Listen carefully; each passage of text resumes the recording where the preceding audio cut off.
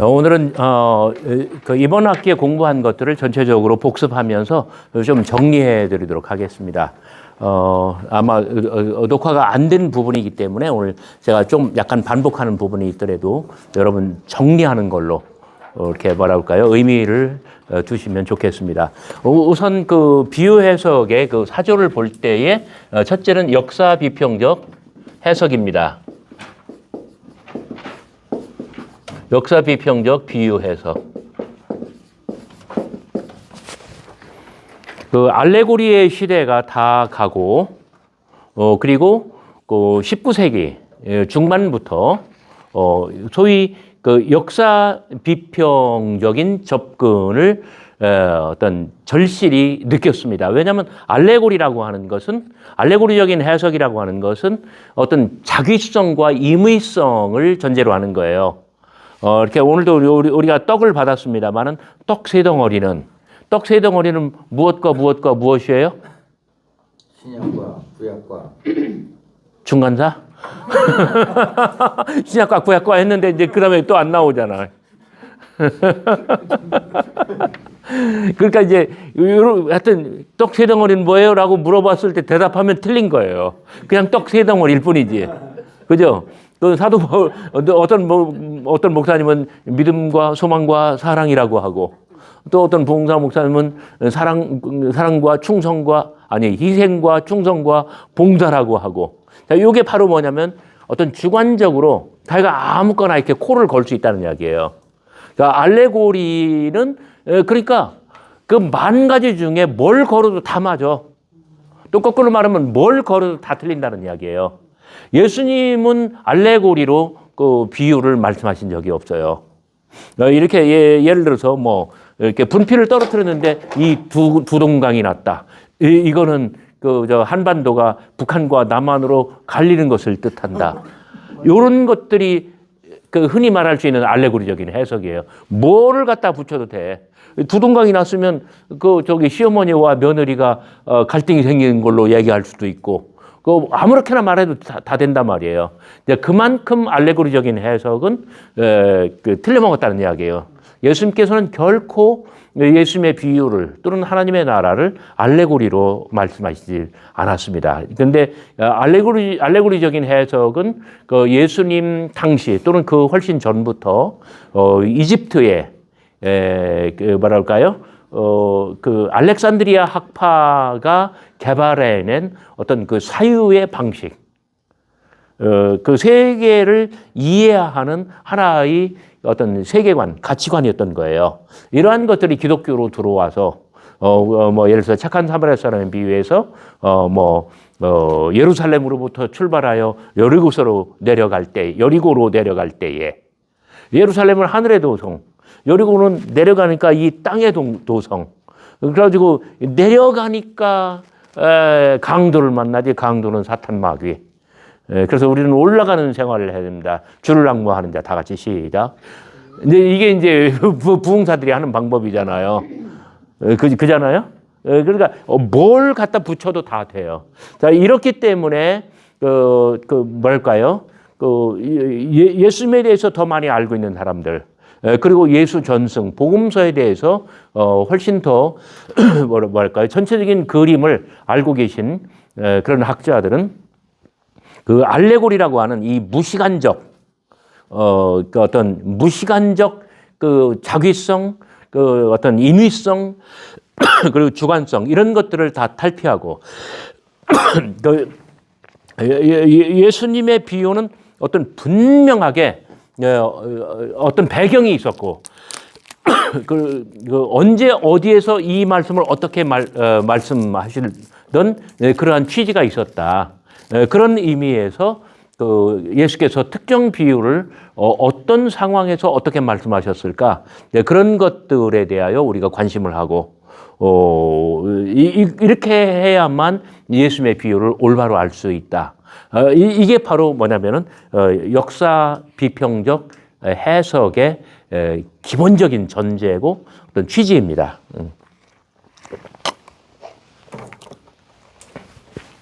근데 역사 비평적 비유 해석은 몇 가지 특징이 있습니다. 그 첫째는 이것은 영국과 독일을 중심으로 해서 유럽에서 발생한 하나의 해석의 사조인데,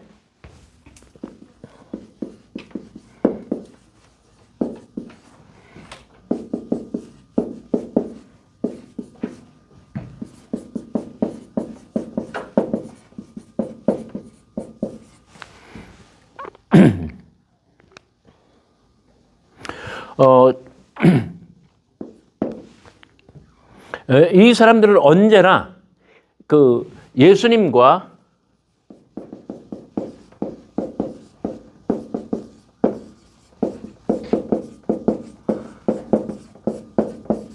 이 갈등 관계를 어떤 최우선의 상황으로 제시합니다. 예수님께서 한 비유를 말씀하실 때는 주로 바리새인들이나 서기관들이나 유대교 지도자들, 예수님을 죽인 사람들, 예수님께서 돌아가시기 전에 예수님의 사역에 굉장히 어떤 걸림돌이 되고 장애가 되고 뭐랄까요? 어떤 위험 요소가 된 그 사람들 때문에 예수님께서는 비유를 말씀하셨고, 그 사람들에 대한 어떤 공격, 한편으로는 공격, 다른 한편으로는 당신을 향해서는 방어. 그래서 방어와 공격의 해석학이라고 말할 수가 있습니다. 요 갈등 관계, 요거 굉장히 중요한 포인트입니다. 예수님께서는 어떤 갈등의 상황에 계셨고, 자, 그 어떤 역사적 상황의 가장 핵심은 뭐냐면 갈등이에요.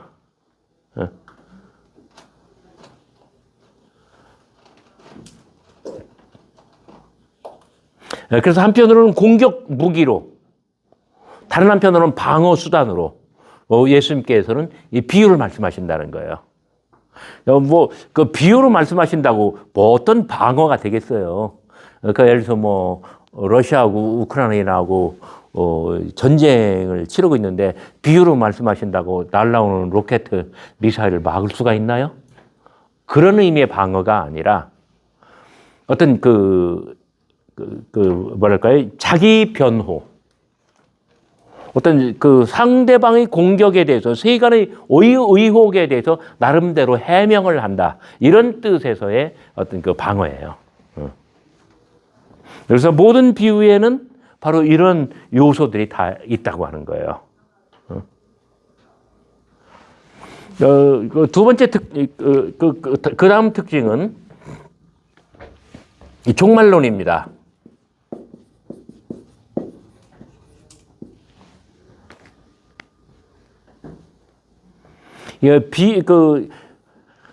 예수님의 비유를 천국 비유로 이해하고 말한 사람은 마태입니다. 가장 전형적인. 그래서 마태복음 13장은 7개의 비유가 나오는데 모두가 다 천국 비유예요. 그래서 이 독일과 영국 영국을 주로 무대로, 물론 당대 최고 신약 성서학의 선진국이에요. 여기서 역사적 예수를 연구하는 사람들은 예수님이 종말론적 선지자였다라고 그들은 믿었어요. 그래서 여기 갈등의 상황을 설정한 것과 직결되는 게 바로 이 종말론이에요. 여러분 이런 거 아세요? 묵시적 종말론의 근본을 파고 들어가면 맨 밑바닥에 갈등이 있다는 것. 그 갈등이 있기 때문에, 해결되지 않는 문제가 있기 때문에 종말이 와야 되는 거예요. 그리고 사람의 힘으로 해결할 수 없는 그 어떤 무지막지한 갈등이 있기 때문에 사람의 손으로 하는 게 아니라 하나님의 손으로 직접 개입하시면서 그걸 한다는 거예요. 왜 사람의 손으로 해결할 수 없느냐? 그 사람을 초월하는 일종의 그 뭐예요? 사탄, 벨리알이라고 부르죠. 그래서 이 세상에 존재하는 그 모든 그 안 좋은 것들, 부정적인 것들은 모두가 다 어떤 초인적인 사람의 그 뭐랄까 능력을 벗어나는 어떤 신적 영역에 있는 그 어떤 벨리알 사탄의 작용이라고 보는 것이죠. 그렇기 때문에 사람의 손으로 해결할 수가 없어요. 이것은 신적인 영역이기 때문에 그래서 하나님이 개입하지 않으면 안 된다는 거예요. 자, 그래서 역사 비평적 비유 해석은 비유를 천국의 비유로 보았고 천국이라고 하는 것은 벌써 종말론적인 의미를 담고 있잖아요. 그래서 그들은 하나의 어떤 그 시간의 축을 설정했습니다. 이것은 뭐냐면 어떤 현재 또는 현실 경험. 그래서 그 마지막에 어떤 종말. 다른 말로 하면 어떤 완성이죠. 이게 천국이에요. 지금은 이렇지만은 장래에 가면 이렇게 될 것이다. 지금은 갈등이에요. 모든 것 갈등이 해결이 되어 있어요. 예수님이 말씀하시는 시점, 발화의 시점. 그것은 갈등의 시간이죠. 그러죠? 어떤 그 한계가 분명히 설정되어 있는 시간이에요. 지금은 예수님께서 갈등을 겪고 있어요. 누구와? 바리새인들, 서기관들, 어떤 대제사장들, 그리고 장로들, 유대교 지도자들과 유대교라고 하는 아주 높은 벽과 예수님이 어떤 갈등의 관계에 있어요. 그래서 씨를 뿌려도 새가 와서 먹어가거나 돌짝밭에 떨어진 거 조금 싹 나다가 끝장 나버리거나 아니면 제법 자랐는데 가시가 찔러 죽이거나 돌아보면 다 실패뿐이에요. 그러나 어느 순간에 느닷없이 갑자기 30배, 60배, 100배가 된다는 거예요. 그래서 이 역사 비평적 해석은 이 갈등 상황을 전제하면서 종말론적인 그 해석으로 나아갔는데 바로 그런 점에서 어떤 시간의 축을 설정하고 그 예수의 어떤 현재적인 경험과 그리고 종말론적인 어떤 완성 두 개의 지평을 놓았다는 점입니다. 그런데 자, 이런 모든 것들은 하나의 그 공통점은 뭐냐면 해석학적 순환이라는 거예요. 해석학적 순환.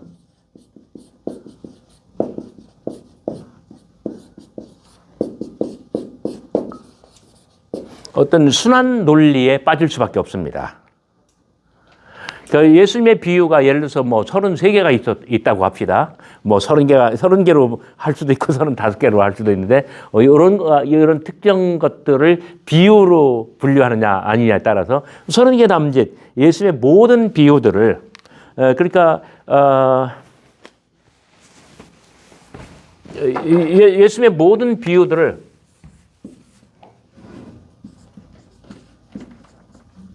갈등을 해결해 줄 이 종말론이라고 하는 거울 앞에, 종말론이라고 하는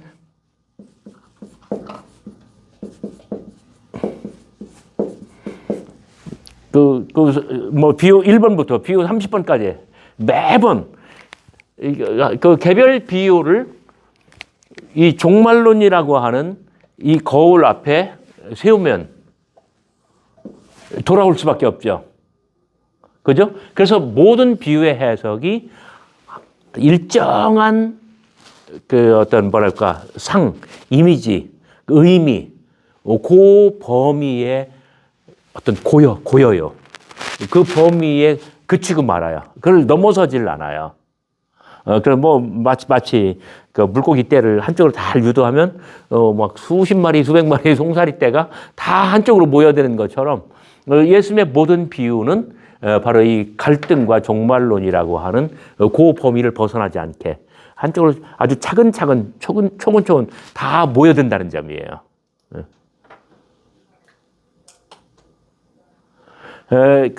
이 역사비평적 해석의 어떤 결정판은 바로 이 책, The Parables of Jesus, 요아킴 예레미야스의 바로 이 책입니다. 우리말로는 예수의 비유라고 이화여대에 계시던 허역 선생이 번역을 했습니다. 번역은 굉장히 깔끔하게 잘 됐고 이 책은 60년대 제6판이 60년대 전반부에 나왔습니다. 63년도에 나왔습니다. 지금 국내 거의 모든 비유 해석은 63년도 예수의 비유, 요아킴 예레미야서의 예수의 비유 제6판 이 책을 넘어서지를 못합니다. 누가 무슨 비유를 풀어도 결국 이 책을 이렇게 바꾸고 저렇게 바꾸고 이제 그런 거에 불과한 거예요. 이런 것들이 역사 비평적 해석의 어떤 가장 큰 특징이라고 했는데, 자, 이렇게 해서 돌아오는, 그래서 이런 비유의 저자로서의 예수는 어떤 사람이냐? 이 예수는 바로 19세기 독일 예수라고 말할 수가 있습니다. 제가 오늘 조금만 더 풀어드려야 돼요. 독일인 예수는 아니에요. 독일 학자들이 역사적 예수다라고 말한 바로 그 아이덴티티, 정확하게 그 지점에서 수렴된다는 이야기예요.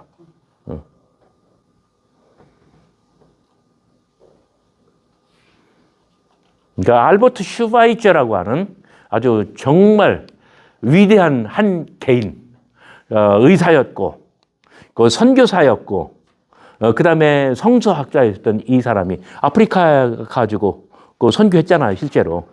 근데 그분이 The Quest for the Historical Jesus라고 하는 책을 저술합니다. 참고로 이 알버트 슈바이처의 어떤 연구 그리고 출판은 하나의 어떤 정형화된 패턴이 있어요. 뭐냐면 알버트 슈바이처의 역사적 예수 탐구, 우리말로 이제 그렇게 번역이 되어 있는데 이렇게 두꺼워요. 근데 그 책에 한 80%나 그 이상은 뭐냐면 자기 이전까지의 모든 연구 동향을 전부 다 뭐랄까요? 요약하고 정리하는 거예요.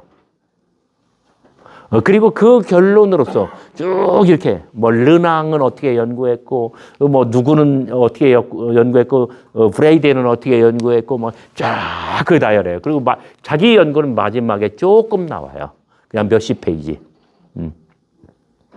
알버트 슈바이처가 도달한 결론이 바로 뭐냐? 역사적 예수는 바로 이 종말론적 예언자였다. 그러니까 이런 이론을 가지고 있었던 그 독일과 영국의 이 유럽 신약학자들이 바로 이 비유 해석을 뭐로부터 탈출시키기 위해서? 알레고리로부터 탈출시키기 위해서. 예수님께서는 어떤 구체적인 정황 속에서 각각의 비유를 말씀하셨다. 그것을 캐는 게 뭐랄까? 해석의 가장 핵심이다라고 하면서 했기 때문에 바로 19세기 독일 예수. 결론은 이거예요. 그래서 요아킴 예레미야스는 뭐라 그럴까요? 이 책에서 정말 역사 비평적 비유 해석의 집대성이에요. 이 책은. 근데 오늘날 현대 신약학의 기준으로 이 책 또는 요아킴 예레미야스의 학문적 기여, 공헌을 가장 높이 평가하는 부분은 파트 2입니다. 여기에서 예수 전승이라고 하는 것이 맨 처음에 어떻게 시작되고 어떻게 전승이 성장해. 그런데 이것이 뭐라고 할까요? 성장이라는 말은 뭐냐면 변형 왜곡이라는 말까지도 포함합니다. 그래서 예수 전승이 어떻게 초대교회에서 변형되고 발전되고 왜곡되고 그럼 또 정확하게 그것을 거꾸로 되돌아가면 양식 비평의 방법으로 거꾸로 되돌아가면 결국 역사적 예수의 진정한 말씀에 도달할 수 있는 그런 패턴을 밝혀냈다는 점이에요. 제2부는 바로 그런 점에서 요아킴 예레미야스의 아주 탁월한 공헌으로 평가를 받습니다. 근데 제3부는 역사 비평적 비유 해석의 아주 적나라한 한계점이라고 말할 수가 있습니다. 왜냐하면 바로 이러한 패턴, 이러한 공식으로 갔기 때문에 결국 여기에서 The Message of the Parables of Jesus, 예수 비유의 메시지가 뭐냐라는 것을 10가지로 정리를 합니다. 한번 적어보실래요? 파트 3의 제1장 Now is the day of salvation. 뭐냐면 지금은 구원의 날. 예수님께서는 지금 구원을 받으라라고 비유를 통해서 말씀하셨다는 거예요. 두 번째, God's mercy for sinners. 죄인들을 향한 하나님의 자비. 예수님께서는 이 비유를 통하여 죄인들에게 말할 수 없는 은혜, 자비를 아주 선포하셨다는 거예요. 3. The great assurance. 아주 큰 확신. 너무나 확실하다. 그래서 가장 큰 믿음, 확실한 믿음을 이 비유들, 모든 비유들을 통해서 예수님께서는 말씀하셨고, 제 4장, 4번, the imminence of catastrophe, 어떤 재앙의 임박한 재앙. 이제 보라, 날이 이르렀도다. 이렇게 지금 당장 뭐가 발생할 것처럼. 그러니까 the great assurance, 요거는 뭐냐면은 어떤 구원의 확신, 이제 이런 것들이에요. 그러니까 죄인들 그리고 가난한 사람들, 이런 사람들을 구원해 준다라고 하는 그런 큰 확신이잖아요. 그런데 이 어떤 초청, 천국의 초청, 이런 것들을 받아들이지 않으면은 the catastrophe, 이 재난이 임한다는 거죠. 4번 it may be too late. 너무 늦었다.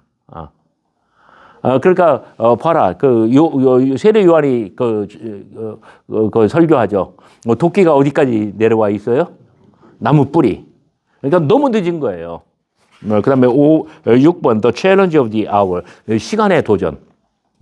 예수님께서는 굉장히, 그러니까 다단계 판매업자가 결단을 촉구하는 것처럼 예수님께서도 지금 결단을 촉구하시는 거예요.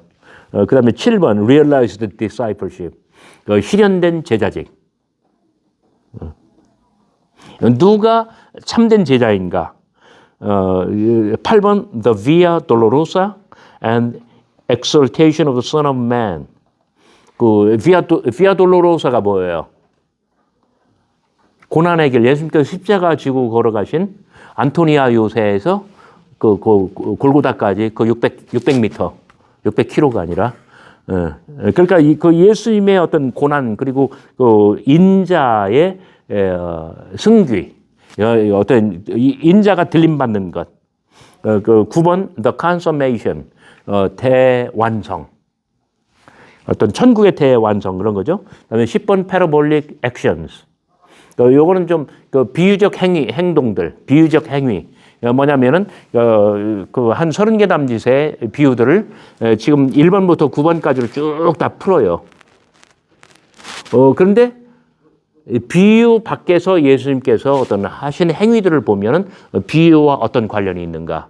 나름대로 요아킴 예레미야서는 이 책에서 비유 자체로부터의 어떤 내증, 그리고 비유 밖, 복음서의 다른 이야기들로부터 외증 두 개를 결합해서 자기의 어떤 논지를 탄탄하게 하려고 했던 것입니다. 자, 역사 비평적 해석은 요아킴 예레미야서가 말한 지금 이 10개의 토픽, 이 10개의 주제를 결코 벗어나지 않습니다. 그래서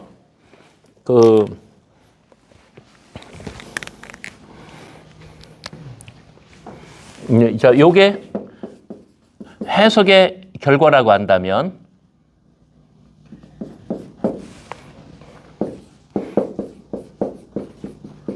비판은 뭐냐면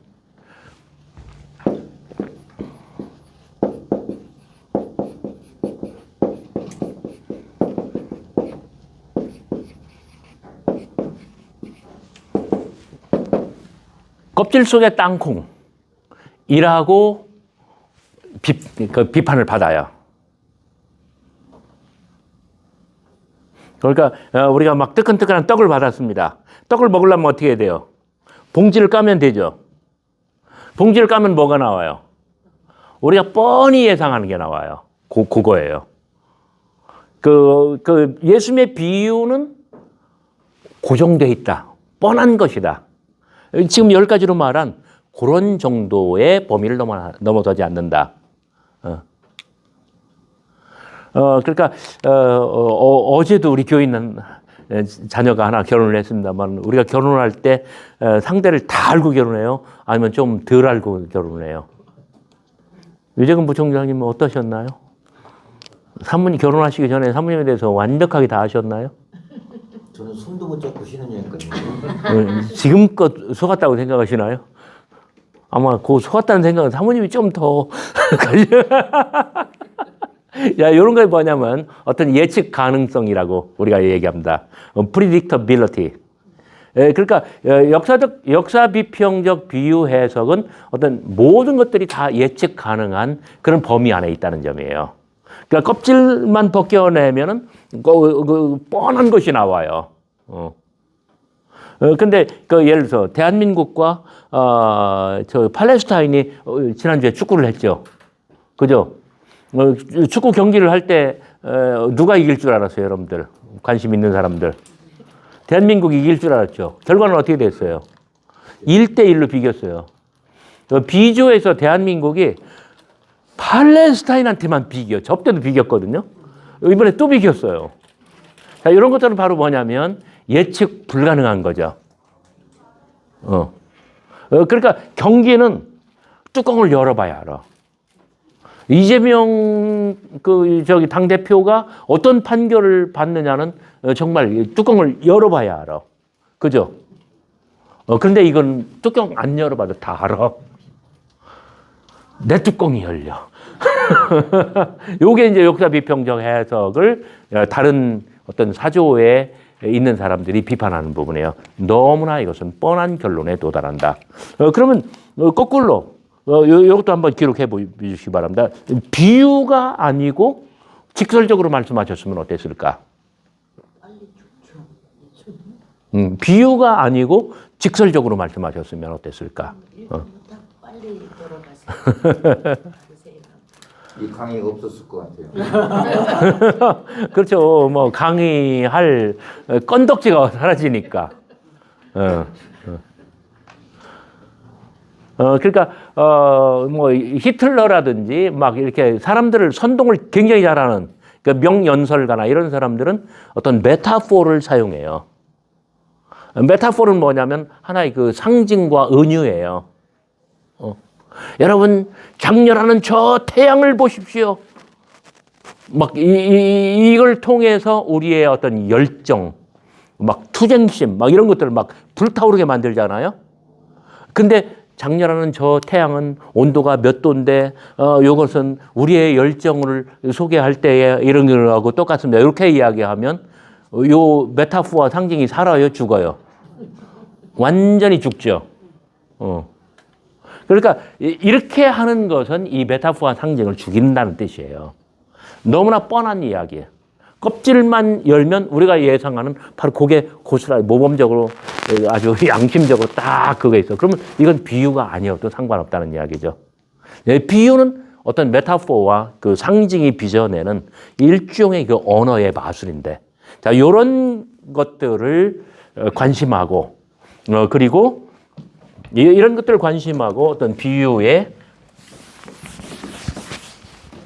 그 비유 해석에 적용을 한 것이 뭐냐면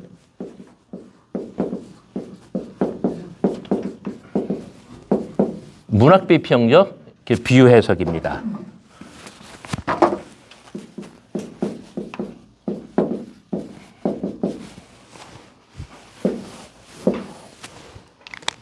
그 문학 비평적 비유 해석은 그 역사 비평적 해석이 독일과 영국 중심으로 유럽에서 발생했다고 한다면 이 문학 비평적 비유 해석은 미국과 캐나다를 중심으로 한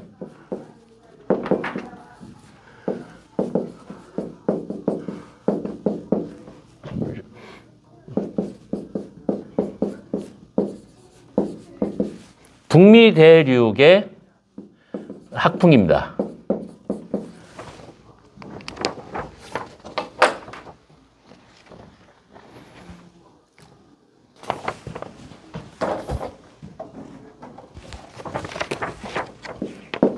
비유는 근본적으로 예수님의 비유는 근본적으로 메타포입니다.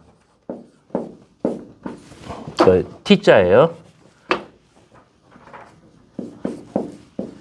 메타포. 그리고 언어는 이 비유의 언어는 근본적으로 상징입니다.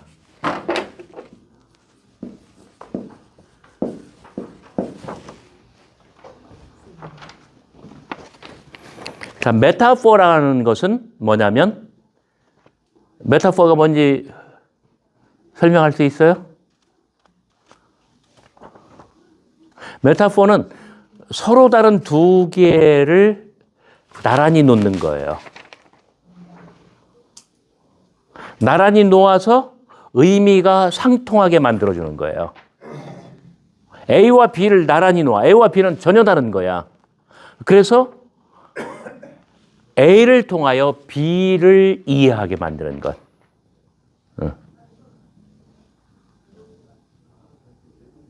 정주영 할아버지가 국민당이라고 하는 정당을 만들었어요. 그래서 막 2층 고속도로 명절 때마다 경부고속도로, 호남고속도로가 너무나 막혔거든요. 고속도로를 2층으로 하겠다. 사람들 막 아주 쾌재를 부르죠. 탄성을 짓죠. 정주영 할아버지는 또 소 500마리인가 트럭에 싣고 5,000마리? 500이 아니라? 5천입니다. 그러면 4,950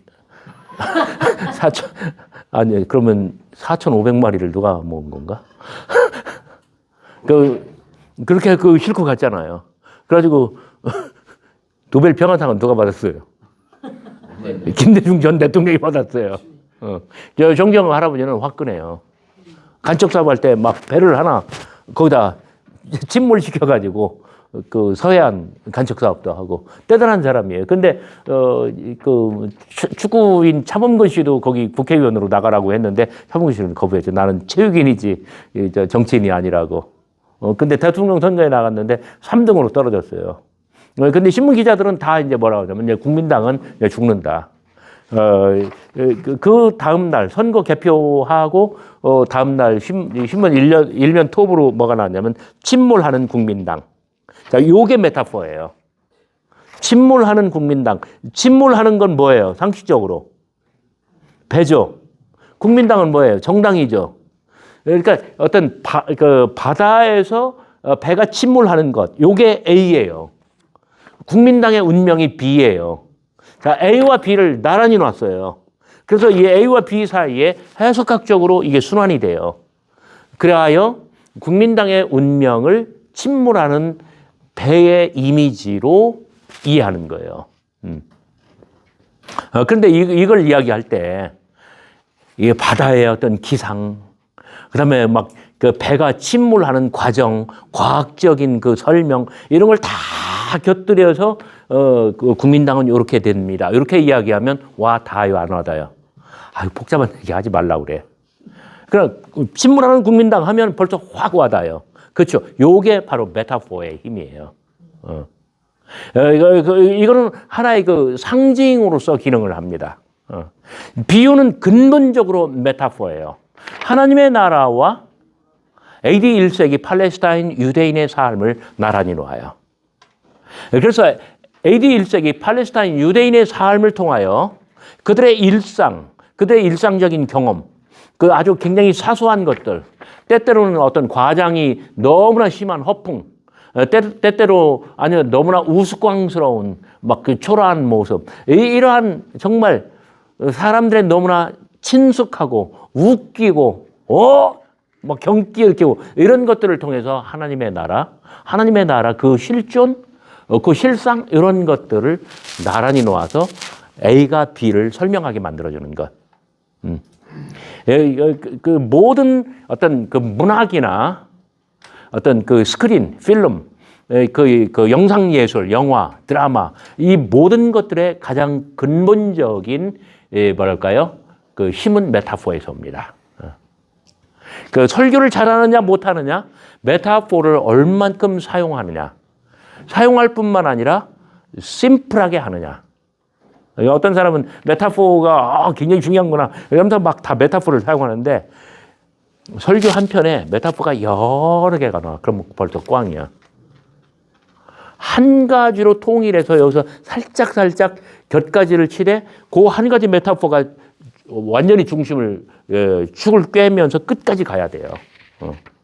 그러니까 예를 들어서 잠자리는 머리 전체가 다 눈이래요. 그죠?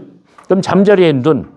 자, 이걸 메타포로 사용하려면 처음부터 끝까지 요걸로 쭉 가면서 거기서 조금씩 파생되는 것을 아주 절제하면서 조금씩 사용하는 거예요. 그런데 매번 동등한 비중으로 메타포를 다 사용하면 정신산란해서 사람 또 뭐 이해를 못해요. 자, 모든 어떤 문학, 그 다음에 소설, 그 다음에 시, 그리고 영상, 어떤 가장 기본은 메타포입니다. 예수님은 메타포를 사용하셨고, 그리고 그 언어는 상징이다.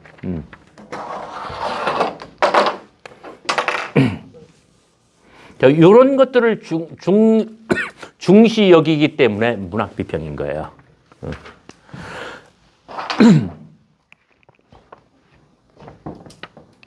그러니까 저희 교단가, 찬송가처럼 교단가를 만들었어요. 근데 거기 이제 저는 기독교단 성결교회 목사인데 그 기독교단 성결교회의 어떤 상징은 가시밭의 백합화예요. 왜 가시밭의 백합화냐?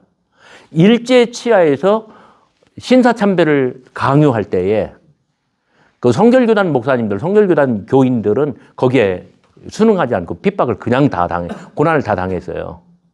그래서 가시밭의 백합화. 이건 뭐냐면 어떤 위협이나, 어떤 핍박 환란이 와도 굴하지 않고 신앙을 지켜낸다는 뜻이에요.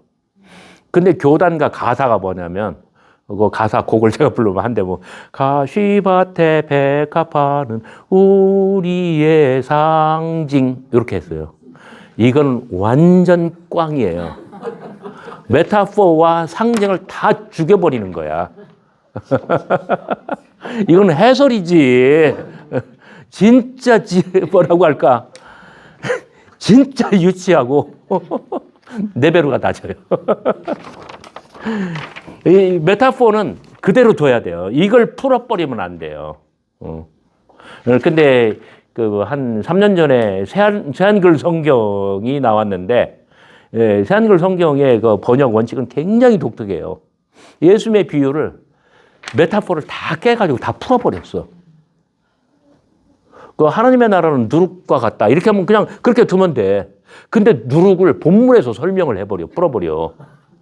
그러니까 다른 번역에서는 그 한 개의 비유가 요만큼이었다고 하면 새한글의 번역에서는 비유 번역이 이렇게 늘어나요. 이건 진짜 아주 뭐랄까 이 문학, 이 메타포, 상징 이런 것들에 대해서 무지한 소치죠. 자, 세 번째. 예수님의 비유에 있어서 메타포는 내러티브로 확장됩니다.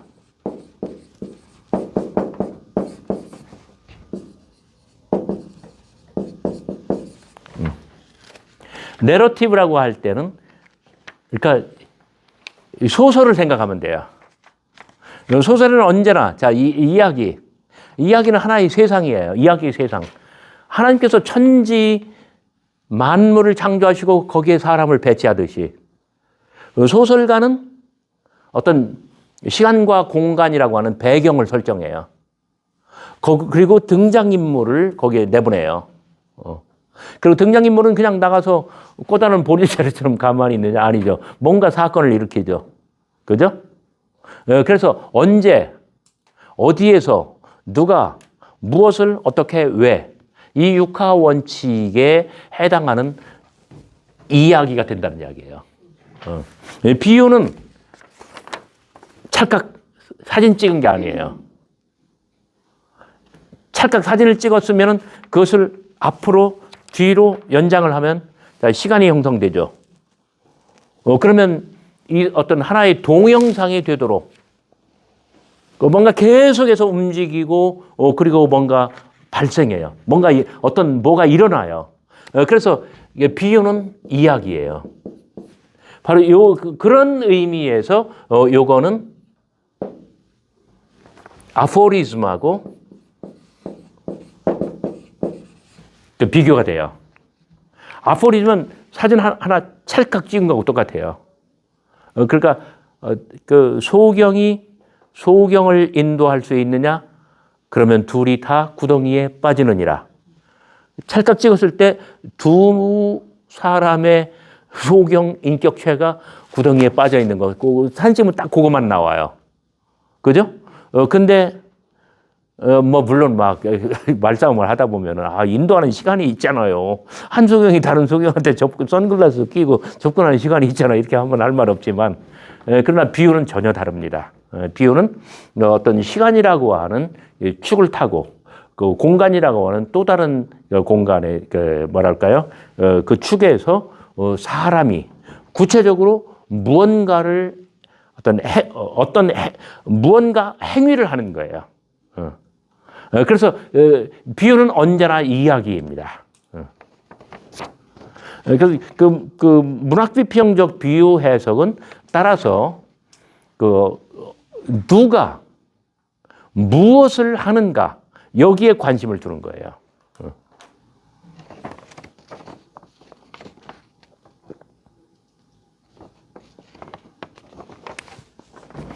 네 번째, 메타포 설명의 어떤 연장이 될 것 같습니다. 예수님의 비유는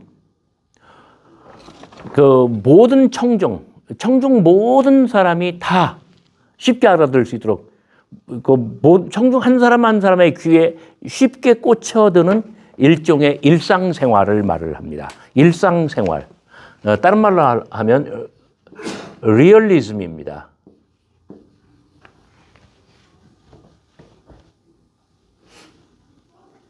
모두가 친숙한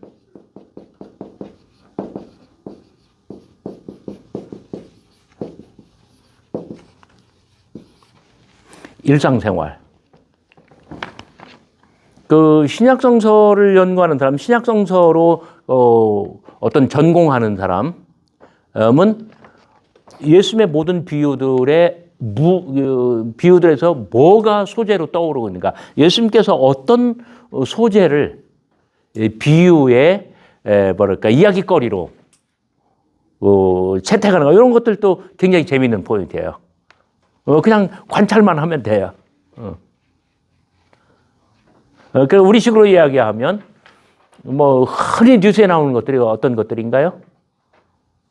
물론 이제 매스컴이 굉장히 발달해 있고 어떤 영상 매체가 굉장히 발달돼 있습니다만은 그 옛날 2000년 전 AD 1세기 팔레스타인 시골 농촌 마을을 소재로 한다면 예를 들어서 농부가 씨를 뿌리는 것, 그다음에 누가 밭을 사는 것, 또 누가 이렇게 밭에다가 곡식을 뿌렸는데 원수가 와서 가라지도 덧뿌리는 것.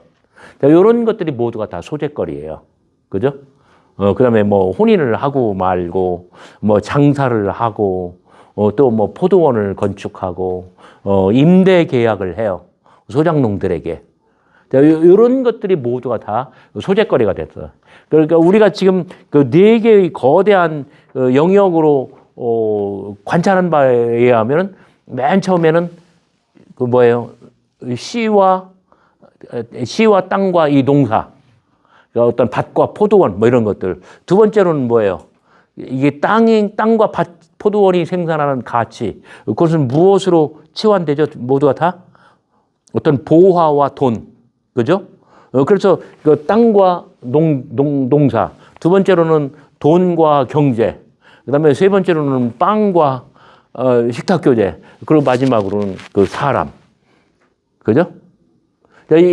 예수님께서는 이런 것들을 어떤 일상적인 생활. 이거는 모두가 다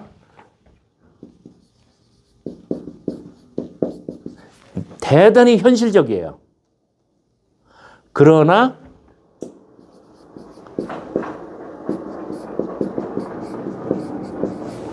사실적이지는 않아요.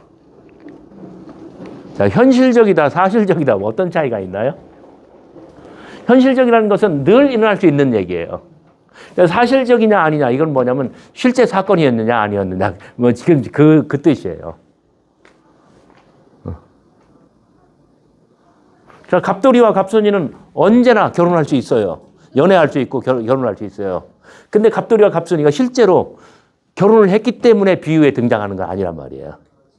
그러니까 실제 사건을 비유로 만들었다기보다는 실제로 일어날 수 있는 것들을 예수님께서는 비유로 말씀하신 것이죠.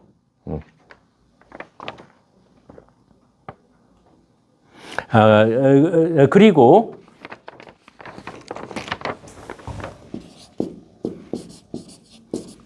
예수님의 표현 방법, 그 표현은 언제나 생동감이 있고 현장감이 있습니다.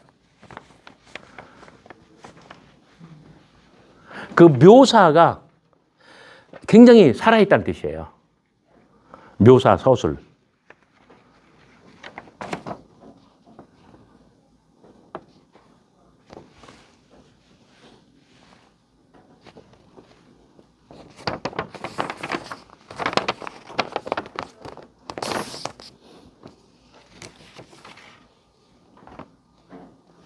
이게 내러티브라고 한다면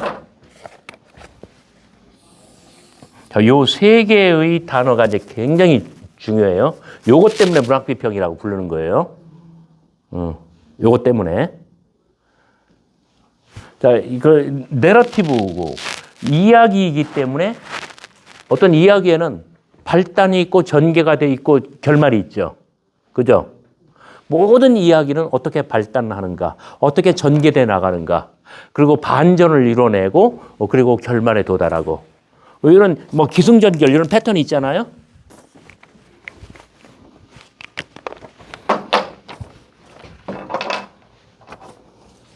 이제 그거를 우리는 플롯이라고 부릅니다. 플롯.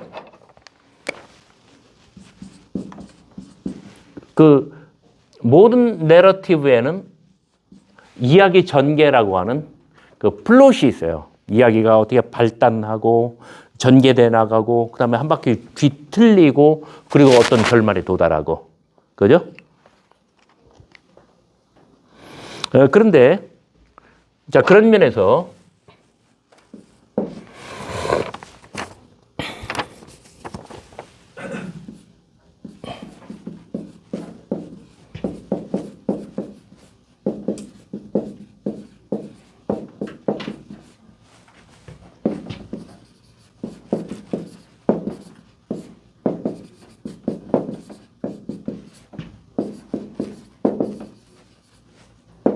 다른 말로 하면 반전입니다.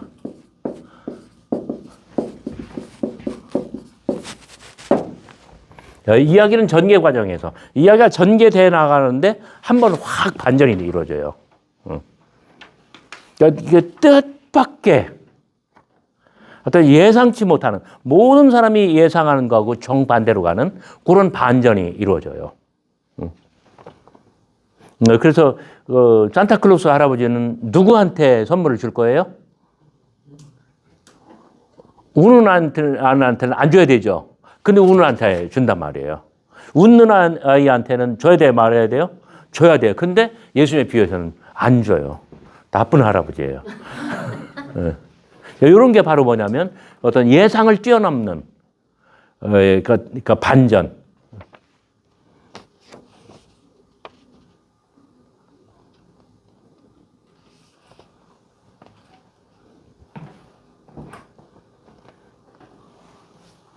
그래서 이걸 영어로는 어떤 서프라이즈, 깜짝 놀라는 거, 서프라이즈, 또는 그 유머,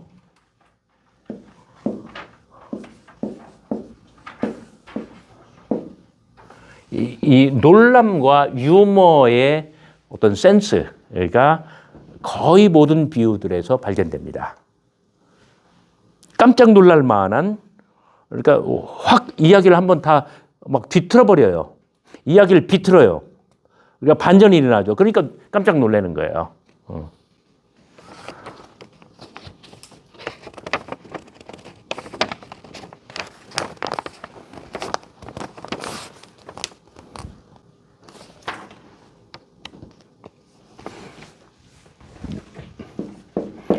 바로 이런 그 예상치 못할 이 반전.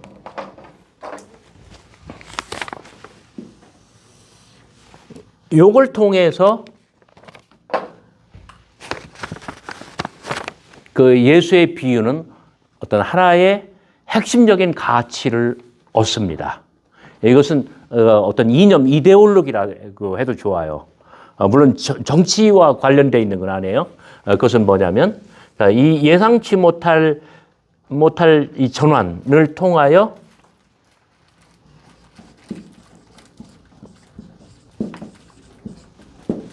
여기 세계는 좀 특별한 의미예요. 그러니까 실제로 이 세계 2차 대전, 3차 대전 그런 세계가 아니고 우리가 가장 익숙하게 살아가고 있는 그 세상. 요새는 세상이 참 많이 변했어. 옛날 같으면 뭐 동성애 이런 거 어디 가서 말할 수 있어요, 없어요? 말 꺼내지도 못하죠. 근데 요새는 뭐냐면 동성혼을 뭐랄까요? 막 자신 있게 이야기할 수 있는 세상이 돼버린 거야. 아까 뉴스를 잠깐 제가 보진 않고 타이틀만 봤는데 도널드 트럼프는 미국 모든 군대에서 이 성전환자들을 전부 다 처방시키겠다라고 얘기를 했대요. 그러니까 이제 옛날로 들어가서 옛날의 어떤 그런 질서를 회복하자라는 뜻이죠. 근데 여기서 세계라고 하는 것은 뭐 어떤 세계 질서, 세계의 어떤 권력 구조 뭐 이런 걸 이야기하는 거 아니라 우리가 늘 생각하는 것. 그러니까 AD 1세기 팔레스타인 유대인들의 세계에서 율법을 잘 지킨다고 하는 소위 바리새인들, 서기관들 이런 사람들은 양반이고 그렇지 않은 사람들은 어떤 그 반상의 차별을 겪어야 할 거의 뭐 상놈들처럼 그렇게 취급을 받는다는 거예요. 근데 예수님께서는 그걸 다 뒤집어 버렸어요. 그게 바로 뭐냐면은 오히려 율법을 지킬 수 없는 사람들, 율법을 지키지 못하는 사람들, 율법의 모든 특혜로부터 소외되어 있는 사람들, 이런 사람들을 품어 안고, 그래서 어떤 세간의 통념으로 보면은 나쁜 사람들이 천국의 어떤 헤드 테이블에 딱 앉게 되는 그런 세계 전복. 이건 어떤 영어로 표현하면 the great reversal. 그러니까 아주 이 반전이 아주 완벽하게 이루어진다. 모든 것이 다 뒤집어진다. 그래서 전복이라고 합니다. 여러분 밭을 갈 때 어떻게 합니까? 쟁기로 땅을 깊이 파가지고 흙을 다 뒤집어 버리는 거잖아요. 그죠? 네, 그렇듯이 예수님의 모든 비유에는 바로 이 the great reversal, 요게 하나의 공통적으로 나타나는 현상이라는 거예요. 그래서 세상을 지배하는 어떤 이념, 세간의 통념, 사람들의 상식과 관행, 이러한 것들이 다 뒤집어지고 있습니다.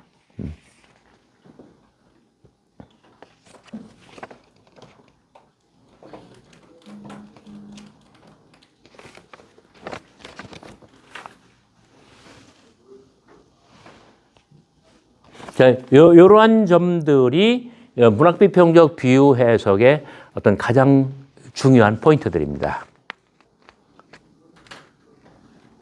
네, 이러다 보니까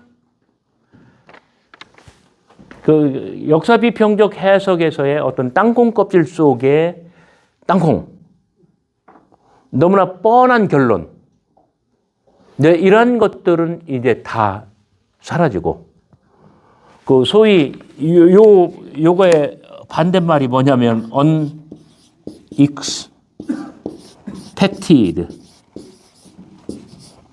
문학비평적 해석에서는 이런 데 도달하는 거야. 그러니까 겨자씨의 비유 같은 경우 제가 한번 설명한 적이 있습니다만은 겨자씨의 비유는 정말 다니엘 4장, 에스겔 17장에 있는 세계수 비전의 그 이야기잖아요. 그럼 모든 사람들, 모든 유대인들은 종말이 오면 우리가 세계의 중심에 설 것이다. 그리고 가장 높이 솟을 것이다. 그리고 하늘에 닿을 것이다. 그래서 우리만이 전 세계 모든 만인들 위해 뛰어난, 모든 민족들보다 우리가 뛰어난 어떤 혜택을 누리게 될 것이다. 이것이 메시아 왕국이다라고 했는데, 예수님께서는 그 백향목나무 세계수를 꺾어버리고 겨자초로 바꿔버리죠. 그래서 중심을 회파하고 높이를 꺾어버려요. 그러다 보니까 뭐랄까요? 중심에 도달하지 못하는 주변부 인생들, 결코 높은 문턱을 넘을 수 없는 경쟁력 없는 사람들, 이러한 사람들이 하나님 나라의 새로운 주인으로 등극하는 것이죠. 이런 것들이 바로 뭐냐면은 전혀 예상치 못하는 그런 결론에 도달하고 질서는 다 뒤집히고, 이 결론은 거의 3000% 빠지듯이, 3000% 출신 학생들이 있으면 용서해 주시기 바랍니다. 이런 것들이 바로 뭐냐면 북미 대륙 에서 발전한 문학비평적 비유 해석의 어떤 특징들이라고 말할 수가 있습니다. 그럼 둘 중에 어떤 것이 옳습니까? 라고 물어본다면 저는 옳다라기보다는 지금 절대적인 추세는 문학비평적이에요. 이거는 60년대 얘기예요, 이쪽은. 이건 반세기 이상이 낙후된 거예요. 지나가 버린 거예요. 그리고 이 사람들의 해석이 월등하게 수준이 높고 고급하고, 그리고 사람들에게 어떤 설득력을 갖는다는 것이죠. 제가 좀 그 준비는 좀 더 했는데 그 시간 관계상 또 밖에 이제 너무 깜깜해지니까 오늘 여기까지만 하려고 합니다. 혹시 질문이 있으면 제가 좀 받고요. 또 토론 좀 하는 시간 갖도록 하겠습니다.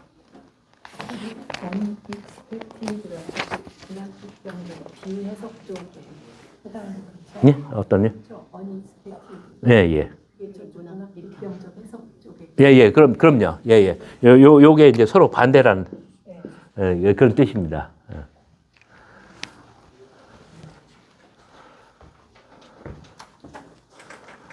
정근호 목사님 질문이 있나요? 잘 들었습니다.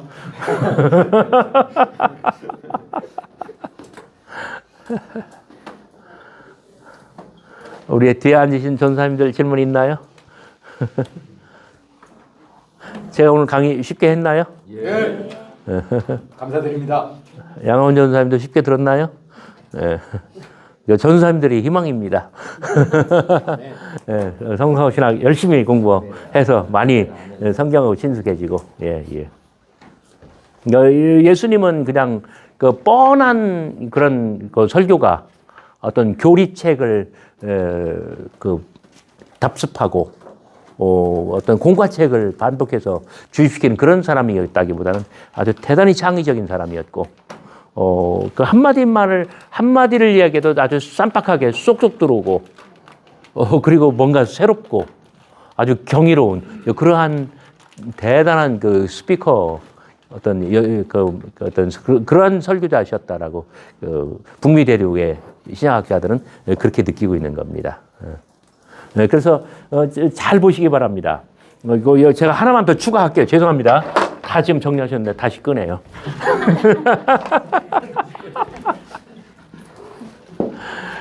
자, 이런 그 이야기 소재, 이런 이야기 소재로 볼 때에 그 예수님은 묵시문학가였을 것 같아요? 지혜문학가였을 것 같아요? 자, 묵시문학은 뭐냐면 어떤 하늘의 계시, 모든 사람들에게 가려져 있는 정말 아주 특정인에게만 주는 어떤 천사를 통한 또는 환상을 통한 어떤 그 계시예요. 요걸 묵시라고 해요. 정말로는 다 그거예요. 그래서 이 땅에서 경험이 많은 노인들보다는 아직 때묻지 않은 아기들, 어린이들에게 그 계시가 더 많이 가요. 그러니까 우리나라 무당들도 갓신 내린 처녀 16살.